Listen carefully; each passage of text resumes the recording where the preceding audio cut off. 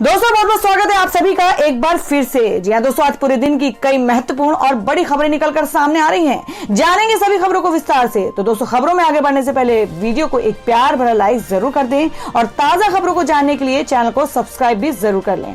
तो देखते हैं पहली बड़ी खबर क्या निकल कर आ रही है। दोस्तों आज की पहली बड़ी खबर निकल कर आ रही जो कि किसान आंदोलन को इंटरनेशनल समर्थन। जी आपको बता दें कि रिहाना और ग्रेटा थनबर्ग के बाद कमला हैरिस की भांजी भी आई किसानों के साथ। जी हम बात कर रहे हैं कि किसान आंदोलन को इंटरनेट समर्थन मिलता दिख रहा है। पहले इंटरनेट पॉप स्टार रिहाना और climate change activist Greta Thunberg ने किसानों के समर्थन में ट्वीट किए, तो अब अमेरिका की उपराष्ट्रपति कमला हैरिस की भांजी ने भी किसानों के समर्थन में आने का ऐलान कर दिया है। कमला हैरिस की भांजी मीना हैरिस ने किसानों के समर्थन में ट्वीट करते हुए कहा है कि विश्व का सबसे बड़ा लोकतंत्र खतरे में है। उन्होंने किसानों के समर्थन में ट्वीट करते हुए इसे भारतीय लोकतंत्र पर हमला तक करार दे दिया है। मीना हैरिस ने ट्वीट करते हुए कहा कि यह कोई संयोग नहीं है कि 1 महीने पहले ही विश्व के सबसे पुराने लोकतंत्र अमेरिका पर हमला किया गया और अब 1 महीने के अंदर ही विश्व के सबसे बड़े लोकतंत्र भारत खतरे में है, जहां सरकार ने किसान प्रदर्शनकारियों से नाराज होकर इंटरनेट पर पाबंदी लगा दी है। हम सब में इसे लेकर नाराजगी है। मीना हैरिस ने इससे पहले अमेरिका के कैपिटल हिल पर हुए हिंसक हमले को लेकर भी नाराजगी जताई थी और अब मीना ने किसान आंदोलन को लेकर सरकारी दमन का जिक्र किया है। वहीं एक ट्वीट में मीना हैरिस ने यह भी कहा है कि उग्र राष्ट्रवाद चाहे अमेरिका में हो या फिर भारत में या फिर दुनिया के किसी और ही देश में क्यों ना हो, उसके खिलाफ लोगों को जागना चाहिए। और दोस्तों में अगली खबर निकल कर आ रही है जिसमें आपको बता दें कि कांग्रेस नेता राहुल गांधी की पीएम मोदी को सलाह। बोले सरकार आज ही पीछे हट जाए, इसी में सबकी भलाई। किसान पीछे नहीं हटेंगे, अंत में सरकार को पीछे हटना पड़ेगा। जी हां, बात कर रहे हैं कि किसानों के आंदोलन को लेकर कांग्रेस नेता राहुल गांधी ने कहा है कि किसान पीछे नहीं हटेंगे, अंत में सरकार को पीछे हटना पड़ेगा। इसी में सबका भला है कि सरकार आज ही पीछे हट जाए। उन्होंने 3 नए कृषि कानूनों को वापस लेने की मांग करते हुए ये सवाल किया कि सरकार दिल्ली में किलेबंदी क्यों कर रही है। कांग्रेस नेता ने संवाददाताओं से कहा कि सबसे पहला सवाल ये है कि सरकार किलेबंदी क्यों कर रही है। क्या ये किसानों से डरते हैं? क्या किसान दुश्मन है? किसान देश की ताकत है, इनको मारना धमकाना सरकार का काम नहीं है। सरकार का काम बातचीत करना और समस्या का समाधान निकालना है। संयुक्त किसान मोर्चा ने कहा कि वह किसान आंदोलन के प्रति अंतर्राष्ट्रीय हस्तियों के समर्थन को स्वीकार करता है। कहा कि यह गर्व की बात है कि दुनिया की प्रख्यात हस्तियां हमारे प्रति संवेदनशीलता प्रकट कर रही हैं, लेकिन दुर्भाग्य से भारत सरकार हमारे दर्द को नहीं समझ रही है। और दोस्तों में अगली खबर में आपको बता दें जो कि 26 जनवरी परेड हिंसा को लेकर है। जी हां, आपको बता दें कि मुख्य आरोपी दीप सिद्धू समेत 4 पर 1-1 लाख का इनाम। लाल किले पर हिंसा का है आरोप। जी हां, आपको बता दें कि 26 जनवरी गणतंत्र दिवस के दिन किसानों की ट्रैक्टर परेड के दौरान लाल किले पर हुई हिंसा मामले में आरोपी दीप सिद्धू पर दिल्ली पुलिस ने शिकंजा कसना शुरू कर दिया है। दिल्ली पुलिस ने दीप सिद्धू पर 1 लाख के इनाम का ऐलान किया है। वहीं दीप के अलावा जुगराज सिंह समेत 4 लोगों पर 1-1 लाख का इनाम घोषित किया है। इन पर आरोप है कि ये लोग लाल किला पर धार्मिक झंडा फहराने और लोगों को हिंसा के लिए उकसाने में शामिल थे। पुलिस ने हिंसा में शामिल 4 अन्य लोगों पर भी 50-50 हजार का इनाम रखा है। दिल्ली पुलिस ने हिंसा की जांच के लिए ज्वाइंट कमिश्नर बीके सिंह के नेतृत्व में स्पेशल इन्वेस्टिगेशन टीम एसआईटी का गठन किया है। एसआईटी टीम में 3 अन्य डीसीपी जॉय तुर्की, मोनिका भारद्वाज और भीषण सिंह भी शामिल हैं। 26 जनवरी परेड हिंसा के बाद से मुख्य आरोपी दीप सिद्धू, पूर्व गैंगस्टर लखा सिधाना और लाल किले पर झंडा फहराने वाला जुगराज लापता है। उस पर पुलिस ने घटना के बाद एफआईआर दर्ज किया था। पुलिस ने मामले में अब तक 122 लोगों को गिरफ्तार किया है। और दोस्तों में अगली खबर में आपको बता दें कि कंगना रनौत ने रिहाना को बताया बेवकूफ और किसानों को कहा आतंकी। हुई जमकर ट्रोल। जी हां, आपको बता दें कि नए कृषि कानूनों के खिलाफ दिल्ली के सिंगू टिकरी और गाजीपुर बॉर्डर पर किसानों का विरोध प्रदर्शन आज 70वें दिन में प्रवेश कर गया है। गणतंत्र दिवस पर निकाले गए किसान ट्रैक्टर मार्च के दौरान दिल्ली में हुई हिंसा के बाद कमजोर पड़ता दिख रहे किसान आंदोलन ने अब फिर जोर पकड़ लिया है। एक और सरकार ने फिर से बातचीत के रास्ते खुले होने की बात कही है, तो वहीं किसान कानून रद्द कराने की मांग पर अड़े हैं, तो वहीं अब इस आंदोलन को अंतर्राष्ट्रीय स्तर पर भी समर्थन मिल रहा है। मशहूर पॉप स्टार और समाजसेवी रिहाना ने इसके समर्थन में ट्वीट किया है। जी आपको बता दें कि उन्होंने ट्विटर पर किसान आंदोलन के बारे में लिखे एक लेख को शेयर किया है, जिसमें आंदोलन की वजह से हरियाणा में इंटरनेट सेवाओं को बंद करने की बात लिखी है। पॉप स्टार ने इस खबर को शेयर करते हुए लिखा है कि हम इस बारे में बात क्यों नहीं कर रहे हैं। जी आपको बता दें कि रिहाना के इस ट्वीट पर बॉलीवुड क्वीन कंगना रनौत गुस्सा हो गई। उन्होंने भड़कते हुए रिहाना के ट्वीट को रिट्वीट करते हुए प्रदर्शनकारियों को आतंकी बता डाला और रिहाना को भी चुप बैठने को कहा। कंगना ने ट्वीट किया और कहा कि इसके बारे में कोई भी बात इसलिए नहीं कर रहा है क्योंकि ये किसान नहीं है बल्कि आतंकवादी हैं जो भारत को बांटना चाह रहे हैं ताकि चीन जैसे देश हमारे राष्ट्र पर कब्जा जमा ले और यूएसए जैसी चाइनीज कॉलोनी बना दे। तुम शांत बैठो बेवकूफ, हम लोग तुम्हारे जैसे बेवकूफ नहीं हैं जो अपने देश को बेच दे। और दोस्तों मैं अगली खबर बता दें कि संसद में गूंजा शशि थरूर पर देशद्रोह का मामला। गुलाम नबी आजाद बोले अगर थरूर देशद्रोही तो हम भी एंटी नेशनल। जी हां, आपको बता दें कि लोकसभा सांसद और कांग्रेस के वरिष्ठ नेता शशि थरूर और कई पत्रकारों के खिलाफ जिस तरह से देशद्रोह का केस दर्ज किया गया है, उसके खिलाफ राज्यसभा में आज नेता विपक्ष गुलाम नबी आजाद ने सरकार पर जमकर हमला बोला। गुलाम नबी आजाद ने कहा कि सांसद शशि थरूर और कई पत्रकारों के खिलाफ देशद्रोह का केस दर्ज किया गया है। एक व्यक्ति जो मंत्री रह चुका है, जिसने दुनिया भर में भारत का प्रतिनिधित्व किया है, आखिर वो देशद्रोही कैसे हो सकता है? अगर वो देशद्रोही है तो हम सभी देशद्रोही हैं। आखिर हम कैसे सांसद को देशद्रोही कह सकते हैं? आजाद ने कहा कि 26 जनवरी को दिल्ली में गणतंत्र दिवस के दिन ट्रैक्टर रैली के दौरान लाल किले पर हुई घटना के लिए जो भी जिम्मेदार है उसके खिलाफ सख्त कार्रवाई होनी चाहिए। लेकिन साथ ही मैं ये भी कहना चाहूंगा कि निर्दोष किसान नेताओं को इसमें जबरन फंसाने की कोशिश नहीं होनी चाहिए। मैं सरकार से अपील करता हूं कि तीनों कृषि कानूनों को वापस लिया जाए। कुछ लोग लापता हैं और मैं प्रधानमंत्री से अपील करता हूं कि वह मामले की जांच के लिए कमेटी का गठन करें। मेरी पार्टी 26 जनवरी को हुई हिंसा की कड़े शब्दों में निंदा करती है। तो दोस्तों खबरों में आगे बढ़ने से पहले जान लेते हैं आज के माइंड क्विज के सवाल को। आज का सवाल है, आपको बताना है कि पूर्व राष्ट्रपति एपीजे अब्दुल कलाम का जन्म कहां हुआ था। इसका जवाब आपको वीडियो के नीचे कमेंट बॉक्स में देना है और सही जवाब देने वाले को रैंडमली सिलेक्ट किया जाएगा और वो जीत सकते हैं बम्पर पुरस्कार। तो बढ़ते हैं अगली खबर की ओर। और दोस्तों में अगली बड़ी खबर निकल कर आ रही है। आपको बता दें कि कोर्ट ने बोला अर्नव और अन्य चैनल मालिकों के साथ मिलकर करते थे हेरफेर। बार्क के पूर्व सीईओ हैं मास्टरमाइंड। जी हां, आपको बता दें कि बार्क के पूर्व सीईओ पार्थो दासगुप्ता की जमानत याचिका को खारिज करते हुए ग्रेटर मुंबई के सेशन कोर्ट ने कहा कि वह टीआरपी घोटाले के मास्टरमाइंड है। जज ने कहा कि चैनल के मालिकों के साथ मिलकर वह रेटिंग में हेरफेर का काम किया करते थे। कोर्ट ने कहा अगर इस समय दासगुप्ता को छोड़ा जाता है तो वह सबूतों के साथ छेड़छाड़ करने की कोशिश कर सकते हैं। जस्टिस एमए भोसले ने कहा दास गुप्ता के फोन से मिले व्हाट्सएप चैट की ठीक से जांच जरूरी है। जज ने कहा यह मामला किसी साधारण हेरफेर का नहीं है।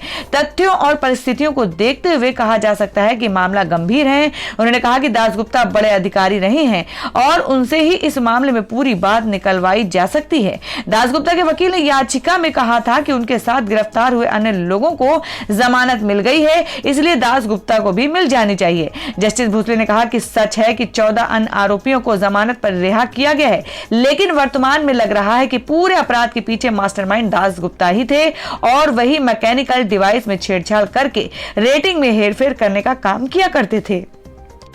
और दोस्तों में अगली खबर निकल कर आ रही है जिसमें आपको बता दें कि संजय सिंह सहित आम आदमी पार्टी के 3 सांसद राज्यसभा से सस्पेंड, मार्शल की मदद से किए गए बाहर। जी हां, बात करें कि राज्यसभा में बुधवार को आम आदमी पार्टी के 3 सदस्यों संजय सिंह, सुशील गुप्ता और एनडी गुप्ता को सदन की कार्यवाही बाधित करने पर दिन भर के लिए निलंबित कर दिया गया। बाद में उन्हें मार्शल की मदद से सदन से बाहर किया गया। सुबह राज्यसभा में शून्यकाल समाप्त होने पर संजय सिंह ने आंदोलन कर रहे किसानों से जुड़ा मुद्दा उठाने का प्रयास किया, लेकिन सभापति एम वेंकैया नायडू ने उन्हें अनुमति नहीं दी और कहा कि सदस्य राष्ट्रपति अभिभाषण पर होने वाली चर्चा में अपनी बात रख सकते हैं। लेकिन इसके बाद भी आप सदस्यों ने नए कृषि कानूनों का विरोध जारी रखा और नारेबाजी शुरू कर दी। सभापति नायडू ने पहले उन्हें चेतावनी दी और सदन की कार्रवाई सुचारू रूप से चलने देने को कहा। उन्होंने कहा कि 3 सदस्य सदन की कार्रवाई को बाधित नहीं कर सकते। बहरहाल आप सदस्यों का हंगामा जारी रहा और सभापति ने उन्हें नियम 255 के तहत दिन भर के लिए निलंबित कर दिया और तीनों सदस्यों को सदन से बाहर जाने को कहा, पर निलंबित सदस्यों ने आसन के निर्देश को स्वीकार नहीं किया और सदन में ही बने रहे।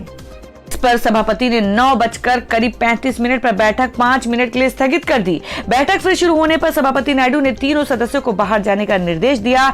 इसके बाद उन्होंने मार्शल को बुला लिया। मार्शल की मदद से आपके तीनों सदस्यों को सदन से बाहर कर दिया गया।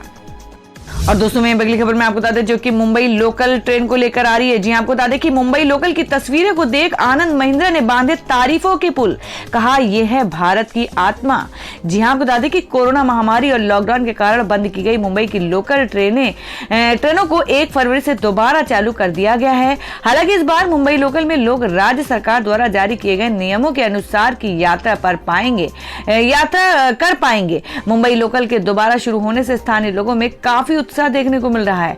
11 महीने के बाद लोकल ट्रेन में दोबारा से सफर करने वाले लोग सोशल मीडिया पर तस्वीरों को शेयर कर रहे हैं। इन्हीं तस्वीरों में से एक खास सोशल मीडिया पर तेजी से वायरल हो रही है।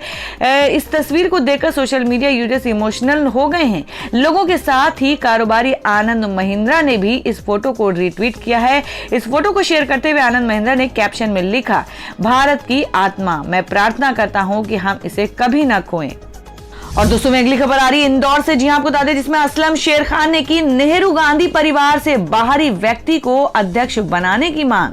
जी हम बात कर रहे हैं कि पुराने कांग्रेसी और पूर्व केंद्रीय मंत्री असलम शेर खान ने पार्टी अध्यक्ष नेहरू गांधी खानदान से बाहर के व्यक्ति को बनाने की मांग की है। उन्होंने कहा कि अब बहुत हुआ, बाहरी व्यक्ति को मौका मिलना चाहिए। मुझे ये मौका दिया जाए तो मैं 2 साल में पार्टी को बीजेपी के बराबर लाकर खड़ा कर दूंगा।